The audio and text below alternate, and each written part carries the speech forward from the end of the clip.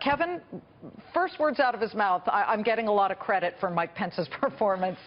Look, he did decide out of a whole group of people that he was looking at to pick Mike Pence. Is that the way to go here? Well, I think so. I think he has to celebrate the wins. He needs to be talking about his judgment as president.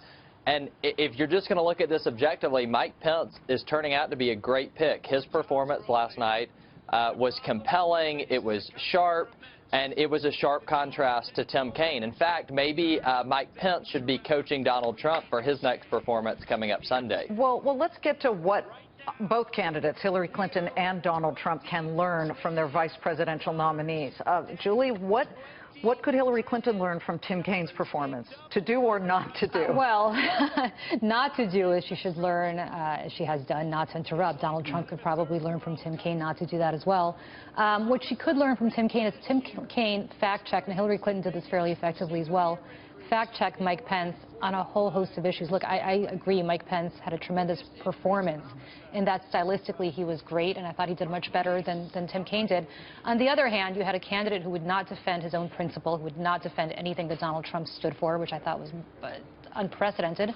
And secondly, said a lot of things that bore out after fact checks, both in real time by Tim Kaine and afterwards, not to be true. Said that Donald Trump didn't say a lot of the things that he did say. And so that's problematic for the day 2, day 3 stories, and really for Tim Kaine's own credibility, for Mike Pence's own credibility going forward. But Kevin, did either of these vice presidential candidates move the needle for their presidential candidate? I mean, this is something that people want to see, certainly, that a vice presidential pick is a help, not a hindrance. Yeah, I mean, I think both have to show that they could be president, especially with health concerns for Hillary and other concerns you would have for Donald Trump. And I think both showed they could be president of the United States. But we have to say, out of almost every issue, Mike Pence did a better job. He was more compelling. I do agree. He didn't do an incredible job defending Donald Trump. Here's where Donald Trump can learn.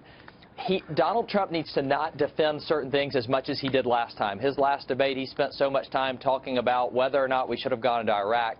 But he does have to do a little bit better than Mike Pence did on defending some positions and then moving on. Mike Pence did spend a lot of time deflecting, but he felt he looked comfortable, he looked calm, and he looked like he could be president of the United States. I think it's the most important thing he could do.